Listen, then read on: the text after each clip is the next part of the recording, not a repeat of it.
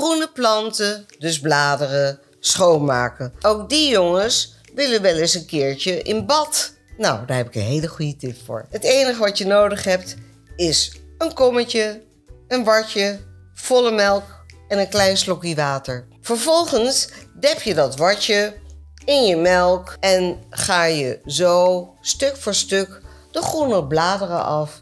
En je zal zien dat er heel veel stof afkomt en dat je bladeren weer gaan glimmen en dat ze zin hebben om mooi te groeien. Je kan natuurlijk ook spuitbussen kopen, weet je wel, en die sprayen over de bladeren heen en dan gaan ze glimmen. Maar daar ben ik niet zo voorstander van, want je spuit eigenlijk op de stof die al op je bladeren zitten. Dus doe het nou maar lekker op mijn maniertje en zing er een lekker liedje bij. Die plant wordt hartstikke blij. Echt waar. Vind je dit een goede tip? Like me dan.